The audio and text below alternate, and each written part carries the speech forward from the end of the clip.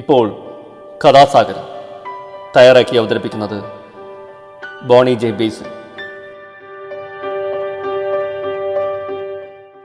നമസ്കാരം പ്രിയ ശ്രോതാക്കളെ, ഞാൻ ബോണിയാണ്. കഥാസാഗരത്തിൻ്റെ ഏറ്റവും പുതിയ എപ്പിസോഡിലേക്ക് ഇവരെയും സ്വാഗതം ചെയ്യുകയാണ്. കഥാസാഗരം കഥകളുടെ പരിപാടിയാണ്. ഓരോ എപ്പിസോഡിലും ഓരോ കഥ കേൾക്കാം. നാടോടി കഥകളും, മുത്തച്ഛി കഥകളും, ഇതിഹാസ കഥകളും, പുരാണ കഥകളും, ഐതിഹ്യങ്ങളും, അങ്ങനെ കഥകളുടെ പരമ്പര. മുതിർന്നവർക്കും കുട്ടികൾക്കും ഒരുപോലെ ആസ്വദിക്കാവുന്ന കഥകൾ. അപ്പോൾ ഇന്ന് ഞാൻ പറയാൻ പോകുന്നത് ഒരു നാടോടി കഥ തന്നെയാണ്. ഉത്തരാഖണ്ഡിൽ നിന്നുള്ള ഒരു നാടോടി കഥ. അപ്പോൾ വൈകുന്നില്ല, നമുക്ക് കഥ കേട്ട് കളയാം.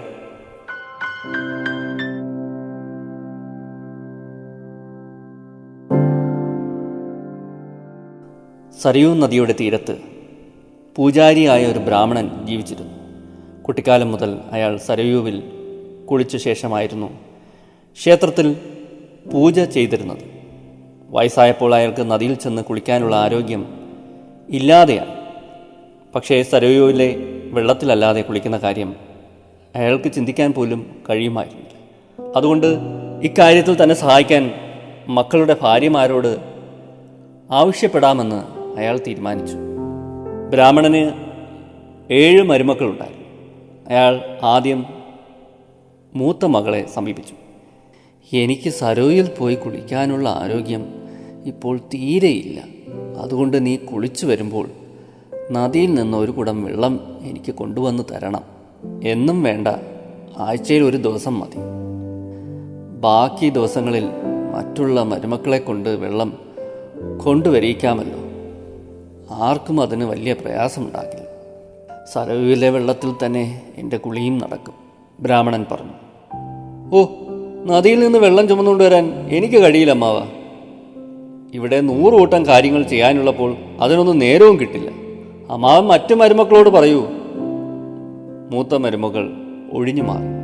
ബ്രാഹ്മണൻ മറ്റ് 5 മരുമക്കളോടും ഇതേ കാര്യം പറഞ്ഞു. അവരയാളെ സഹായിക്കാൻ തയ്യാറായില്ല. എന്നാൽ 7ാമത്തെ മരുമകൾ ഒരു എതിർപ്പും കൂടാതെ സമ്മതിച്ചു. അയാൾക്ക് സന്തോഷമായി. പിറ്റേന്ന് മുതൽ ഇളയ മരുമകൾ അയാൾക്ക് കുളിക്കാൻ വെള്ളം കൊണ്ടുകൊടുത്തു തുടങ്ങി. അയാളുടെ മുഷിഞ്ഞ വസ്ത്രങ്ങൾ അലക്കുന്ന ജോലിയും അവൾ ഏറ്റെടുത്തു. ഒരു ദിവസം അവൾ ബ്രാഹ്മണന്റെ മുണ്ട് കഴുകി അഴയിൽ വിരിക്കുമ്പോൾ അത്ഭുതകരമായ ഒരു സംഭവമുണ്ടായി. വെള്ളത്തുള്ളികൾക്ക് പകരം മുണ്ടിൽ നിന്ന് ഉതിർന്നു വീണുകൊണ്ടിരുന്നത് മുത്തുകളായിരുന്നു. അവൾ അതൊക്കെ പെറുക്കിയെടുത്ത് ഒരു പെട്ടിയിലാക്കി സൂക്ഷിച്ചു വെച്ചു. താമസിക്കാതെ അവളുടെ പെട്ടി മുത്തുകൊണ്ട് നിറഞ്ഞു. ഒരു ദിവസം അവൾ ബ്രാഹ്മണനോട് ചോദിച്ചു, അമ്മാവ, അങ്ങയുടെ വ്രതാനുഷ്ഠാനത്തിൻ്റെ ഭാഗമായി അന്നദാനം ചെയ്യേണ്ടതല്ലേ? അതൊക്കെ വലിയ ചെലവുള്ള കാര്യമാണ്. അതിനൊന്നും എന്നെക്കൊണ്ടാവില്ല, ബ്രാഹ്മണൻ പറഞ്ഞു. ചെലവിനെക്കുറിച്ച് അങ്ങ് ചിന്തിക്കേണ്ട. അങ്ങ് സരോയിൽ കുളിച്ച് പ്രാർത്ഥിച്ചതിൻ്റെ പുണ്യം കൊണ്ട് എല്ലാം നടക്കും, അവൾ പറഞ്ഞു. പക്ഷേ ബ്രാഹ്മണന് അതിൻ്റെ അർത്ഥം മനസ്സിലായില്ല. ഇളയ മരുമകൾ കുറച്ച് മുത്തുകൾ വിറ്റ് കിട്ടിയ പണം കൊണ്ട് അതിഗംഭീരമായ സദ്യ നടത്തി. പങ്കെടുത്തവരെയൊക്കെ ബ്രാഹ്മണനെയും ഇളയ മരുമകളെയും അനുമോദിക്കുകയും അനുഗ്രഹിക്കുകയും ചെയ്തു. അത് കണ്ടപ്പോൾ മൂത്ത മരുമകളുടെ അസൂയ വളർന്നു. എവിടുന്ന് കിട്ടി ഇതിനൊക്കെയുള്ള പണം? മൂത്ത മരുമകൾ ഇളയ മരുമകളോട് ചോദിച്ചു. ഇതെല്ലാം സരയൂവിലെ വെള്ളം തന്നതാണ്. അവൾ നടന്നത് മുഴുവൻ മൂത്ത മരുമകളെ പറഞ്ഞു കേൾപ്പിച്ചു. മൂത്ത മരുമകൾ അത് കേട്ട് അന്തം വിട്ടിരുന്നു. എങ്കിലിനി എൻ്റെ ഊഴമാണ്. കുറച്ച് മുത്തുകൾ എനിക്ക് വേണം, അവൾ മനസ്സിൽ കണക്കുകൂട്ടി. മൂത്ത മരുമകൾ ബ്രാഹ്മണനോട് പറഞ്ഞു, അനുജത്തെ അങ്ങയ്ക്ക് വേണ്ടി വല്ലാതെ കഷ്ടപ്പെട്ടില്ലേ? ഇനി മുതൽ ഞാൻ അങ്ങയെ ശുശ്രൂഷിക്കാം. ബ്രാഹ്മണൻ സന്തോഷത്തോടെ സമ്മതിച്ചു. അടുത്ത ദിവസം മൂത്ത മരുമകൾ സരോയിൽ നിന്ന് ഒരു കുടം വെള്ളം കൊണ്ടുവന്നു. ബ്രാഹ്മണന്റെ കുളി കഴിഞ്ഞതും മുഷിഞ്ഞ മുണ്ട് നനച്ച് പിഴിഞ്ഞ് പിരിച്ചു. പക്ഷേ അവളെ ഞെട്ടിച്ചുകൊണ്ട് മുണ്ടിൽ നിന്ന് ചാടിയത് ചെളിക്കട്ടകളായി. മൂത്ത മരുമകൾക്ക് ദേഷ്യം വന്നു. മുണ്ട് ചുരുട്ടിക്കൂട്ടി ബ്രാഹ്മണന്റെ നേരെ വലിച്ചെറിഞ്ഞിട്ട് അവൾ അലറി, നിങ്ങൾ 2 പേരും കൂടി എന്നെ പറ്റിക്കുകയായിരുന്നല്ലേ? നോക്കിക്കോ, ഇനി ഞാൻ ചാകാൻ കിടന്നാൽ പോലും ഒരു തുള്ളി വെള്ളം ഞാൻ കൊണ്ടുവന്ന് തരില്ല. മൂത്ത മരുമകൾ കരഞ്ഞുകൊണ്ട് മറ്റു മരുമക്കളെ ചെന്ന് കണ്ടു. ഇളയ മരുമകളും അമ്മാവനും കൂടി എന്നെ പറ്റിച്ചു. അവൾ നടന്നതൊക്കെ അവരെ വിവരിച്ച് കേൾപ്പിച്ചു. മൂത്ത മരുമകളെപ്പോലെ മറ്റുള്ളവർക്കും ഇളയ മരുമകളോട് അസൂയയുണ്ടായി. അതുകൊണ്ട് അവരെല്ലാവരും ചേർന്ന് ഇളയ മരുമകളുടെ മുത്ത് സൂക്ഷിക്കുന്ന പെട്ടി മോഷ്ടിക്കാൻ തീരുമാനിച്ചു. പിറ്റേന്ന് രാവിലെ മുത്തിട്ടിരുന്ന പെട്ടി നോക്കിയ ഇളയ മരുമകൾക്ക് അതവിടെയെങ്ങും കാണാൻ കഴിഞ്ഞില്ല. അവളത് വീട് മുഴുവനും തിരഞ്ഞു. ഒരു പക്ഷേ അത് അമ്മാവൻ്റെ വീട്ടിലുണ്ടാകുമെന്ന് വിചാരിച്ച് അവൾ അവിടേക്ക് ചെന്നു. അവൾ അവിടെ കണ്ടത് കുളിക്കാൻ കഴിയാതെ വിഷമിച്ചിരിക്കുന്ന ബ്രാഹ്മണനെയായിരുന്നു. അയ്യോ, ചേച്ചി വെള്ളം കൊണ്ടുവന്നില്ലേ? അവൾ ചോദിച്ചു. ഇല്ല മോളെ, എന്താണെന്നറിയില്ല. അവൾ എന്നെ വല്ലാതെ ശകാരിച്ചിട്ടാണ് ഇന്നലെ പോയത്, അയാൾ ദുഃഖത്തോടെ പറഞ്ഞു. ഇളയ മരുമകൾ അപ്പോൾ തന്നെ സരോയിൽ നിന്ന് വെള്ളം കൊണ്ടുവന്നു. ബ്രാഹ്മണൻ കുളിച്ചു കഴിഞ്ഞപ്പോൾ അവൾ അയാളുടെ മുഷിഞ്ഞ മുണ്ട് നനച്ചു പിഴിഞ്ഞ് വിരിച്ചു. അതിശയം, അതിൽ നിന്ന് മുത്തിന് പകരം മരതകവും രത്നവും വീഴാൻ തുടങ്ങി. അവൾ അതെല്ലാം പെറുക്കിയെടുത്ത് സൂക്ഷിച്ചു. മുത്ത് സൂക്ഷിക്കുന്ന പെട്ടി കാണാതാകുമ്പോൾ ഇളയ മരുമകൾ പരാതിയുമായി തങ്ങളെ തേടി വരുമെന്നാണ് മറ്റുള്ളവർ കരുതിയത്. എന്നാൽ അവളെ കാണാതായപ്പോൾ അവർക്ക് ആകാംക്ഷയായി.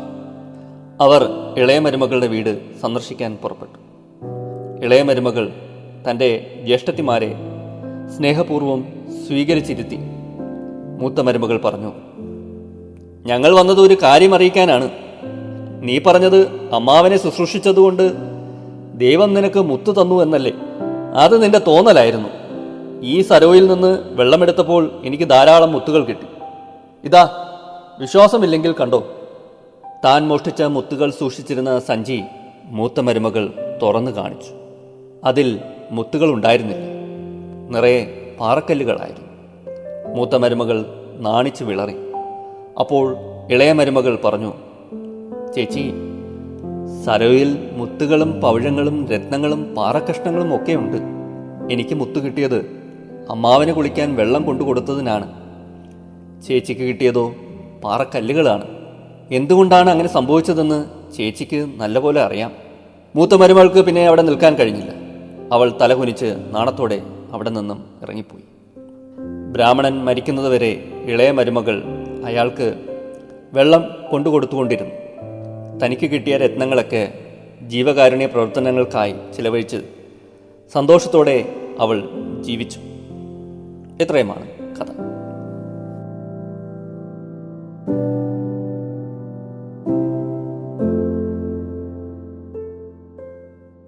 എല്ലാ നാടോടി കഥകൾ പോലെയും ഇതിനും ഒരു ഗുണപാഠമുണ്ട്.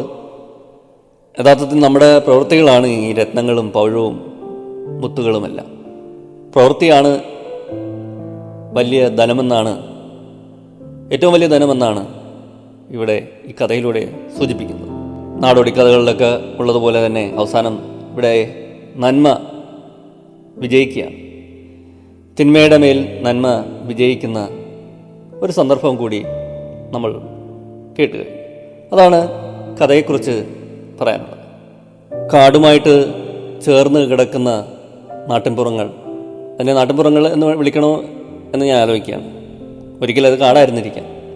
മനുഷ്യൻ കുടിയേറി അത് മനുഷ്യരുടെ വാസസ്ഥലം ആക്കിയതായിരിക്കാം. എല്ലാം അങ്ങനെയാണ്.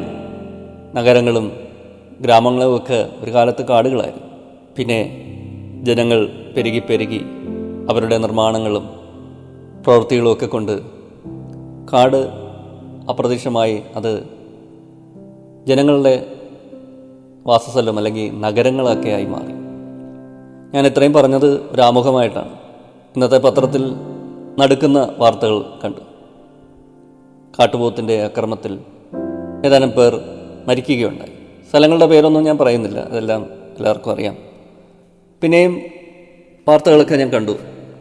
തൃശ്ശൂരിൽ കാട്ടുപന്നി സ്കൂട്ടറിലിടിച്ച് സഹോദരങ്ങൾക്ക് പരിക്ക്. മലപ്പുറത്ത് യുവാവിന് നേരെ കരടിയുടെ ആക്രമണം. അങ്ങനെയൊക്കെ ഇഷ്ടംപോലെ വാർത്തകളാണ്. ഞാനിത് നേരത്തെയും സൂചിപ്പിച്ചതാണ്. ഇങ്ങനെയുള്ള ആശയങ്ങൾ ഞാൻ നേരത്തെയും ചർച്ച ചെയ്തിട്ടുണ്ട് ഈ പരിപാടിയിലൂടെ തന്നെ. എന്തൊക്കെയോ കാരണങ്ങൾ കൊണ്ട് അവർ കാടിറങ്ങുകയാണ്. ഒന്നെങ്കിൽ ആഹാരമില്ല, അല്ലെങ്കിൽ അവർക്ക് ഭക്ഷിക്കേണ്ട അനുയോജ്യമായ സസ്യങ്ങളോ ജീവജാലങ്ങളോ ഇല്ല. അവർ വസിക്കുന്ന ഇടത്തിൽ താങ്ങാവുന്നതിൽ അധികം അവരുടെ വിഭാഗത്തിൽപ്പെട്ട മറ്റ് ജീവികളുണ്ട്. അങ്ങനെ പല കാരണങ്ങളുണ്ട്. നമ്മൾ ആ കാരണങ്ങളൊക്കെ പരിശോധിക്കേണ്ടിയിരിക്കുന്നു. അപ്പോൾ ഒന്ന് പ്രധാനമായിട്ടും ഉള്ളതെന്ന് പറഞ്ഞാൽ ഇതിൻ്റെയൊക്കെ ഈ ജീവികളുടെയൊക്കെ പെരുപ്പം, അതിൻ്റെ സംഖ്യ വർദ്ധിക്കുന്നു, അവർ എണ്ണത്തിൽ വർദ്ധിക്കുന്നു. അതാണ് പ്രധാനമായിട്ട് നമ്മൾ നിരീക്ഷിക്കേണ്ട ഒരു കാര്യം. തീറ്റയുടെയും വെള്ളത്തിൻ്റെയൊക്കെ കുറവ് മറ്റൊരു കാര്യമാണ്. പിന്നെ പറയപ്പെടുന്നത് ഈ സ്വാഭാവിക വനങ്ങൾക്കുണ്ടായ ഒരു മാറ്റം.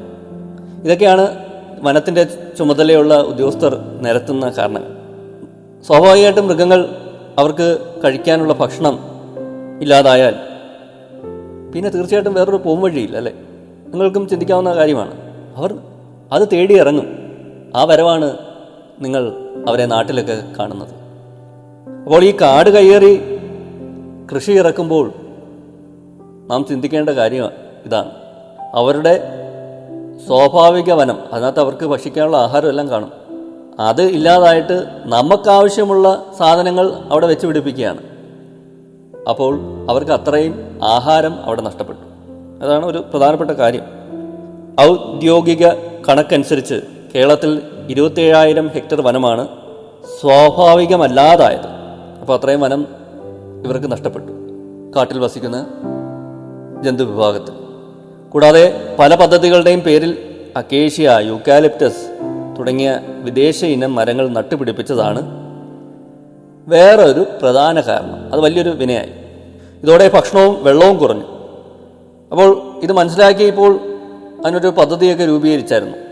അതായത് ഈ പദ്ധതി അനുസരിച്ച് ഈ മരങ്ങൾ ഘട്ടം ഘട്ടമായി നീക്കം ചെയ്ത് വന്യജീവികൾക്ക് മികച്ച ആവാസ വ്യവസ്ഥ, ഭക്ഷ്യസുരക്ഷ തുടങ്ങിയവ ഉറപ്പാക്കുന്നതിനുള്ള പദ്ധതിക്ക് വനംവകുപ്പ് തുടക്കമിട്ടിട്ടുണ്ട്. കാട്ടുമാവ്, കാട്ടുനെല്ലി, കാട്ടുപ്ലാവ് തുടങ്ങിയവയാണ് വെച്ചുപിടിപ്പിക്കുന്നത്. അപ്പോൾ ഇത് 27,000 ഹെക്ടർ സ്ഥലത്ത് ഈ പദ്ധതി നടപ്പിലാക്കും. കുറേയേറെ വർഷങ്ങൾ ഇതിന് ആവശ്യമാണ്. ഇതുവരെ 965 ഹെക്ടർ വനം മാത്രമാണ് പുനഃസ്ഥാപിക്കാനായിട്ടുള്ളത്. പുഴയോരങ്ങളിൽ 28,600 തൈകൾ നട്ടു. അതോടൊപ്പം തന്നെ ഈ കാട്ടിൽ നിന്ന് ഇങ്ങനെയുള്ള നമ്മൾ നേരത്തെ സൂചിപ്പിച്ച കണക്കുള്ള ഈ പറഞ്ഞ യൂക്കാലിപ്റ്റസ്, അക്കേഷ്യ, അങ്ങനെ അധിനിവേശ സസ്യങ്ങളെ നിർമ്മാർജ്ജനം ചെയ്യാൻ വാച്ചർമാരെ നിയോഗിച്ചിട്ടുണ്ട്. അതും ഒരു വലിയ കടമ്പയാണ്. ഇങ്ങനെയുള്ള സസ്യങ്ങളെയൊക്കെ പിഴുതു മാറ്റണ്ടേ, ഇത് വലിയൊരു കടമ്പയാണ്. അപ്പോൾ ജലലഭ്യത ഉറപ്പാക്കാനും ഈ വന്യജീവികളുടെ ആവാസ വ്യവസ്ഥ നിലനിർത്താനും കാട്ടിൽ തടയണ നിർമ്മാണം, കുളങ്ങളുടെ നിർമ്മാണം, പുനരുദ്ധാരണം എന്നിവയും നടത്തുന്നുണ്ട്. അതിനോടൊപ്പം തന്നെ ഈ മുളയും തദ്ദേശീയ സസ്യങ്ങളും ഒക്കെ നടന്നുണ്ട്. അപ്പോൾ ഇങ്ങനെയൊക്കെയുള്ള പദ്ധതികൾ പൂർത്തിയാകുന്നതോടെ ഈ വന്യജീവികൾ വനത്തിനുള്ളിൽ തന്നെ കഴിയുമെന്നാണ് പ്രതീക്ഷിക്കുന്നത്. അതിന് കേന്ദ്ര സർക്കാരിൻ്റെ ധനസഹായമൊക്കെ ഉണ്ട്. അങ്ങനെ വളരെ വേഗത്തിൽ ഇങ്ങനെയുള്ള പദ്ധതികൾ നടപ്പിലാക്കിയാലേ ഇതിനൊക്കെ ഒരു മാറ്റം ഉണ്ടാവുകയുള്ളൂ. അല്ലെങ്കിൽ തീർച്ചയായും ഇത് കൂടിക്കൂടി വരികയുള്ളൂ. നമ്മൾ വാർത്തകളിലൂടെ ഒന്ന് കണ്ണോടിച്ചാൽ മനസ്സിലാവും, അല്ലെങ്കിൽ ടി വിയിൽ വാർത്ത കാണുന്നവരായാലും പത്രം വായിക്കുന്നവരായാലും ഒന്ന് ശ്രദ്ധിച്ചാൽ മനസ്സിലാവുന്ന കാര്യമേ ഉള്ളൂ.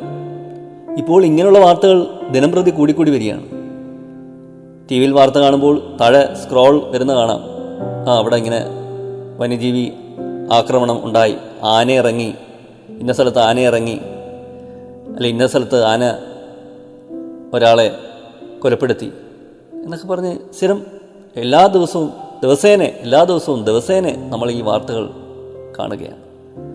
പണ്ട് അങ്ങനെ ഇല്ലായിരുന്നു, വളരെ അപൂർവമായിട്ടേ ഉള്ളൂ അങ്ങനെ ഒരു വാർത്തയൊക്കെ. പക്ഷെ ഇന്ന് ദിനംപ്രതി അത് നമ്മൾ കണ്ടുകൊണ്ടിരിക്കുകയാണ്. അത് സൂചിപ്പിക്കുന്നത് ഇത് വലിയൊരു പ്രതിസന്ധിയിലോട്ട് നീങ്ങുകയാണ് കേരളം, അല്ലെങ്കിൽ പ്രത്യേകിച്ച് ആ പ്രദേശങ്ങൾ. ഏത് പ്രദേശമാണ്? വനത്തോടൊക്കെ ചേർന്ന് കിടക്കുന്ന പ്രദേശങ്ങൾ.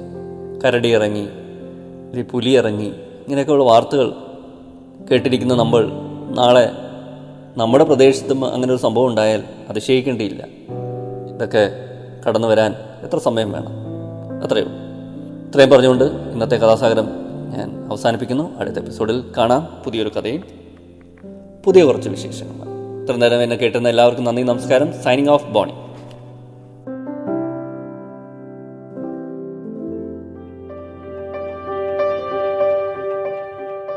നിങ്ങളിതുവരെ കേട്ടത് കഥാസാഗരം.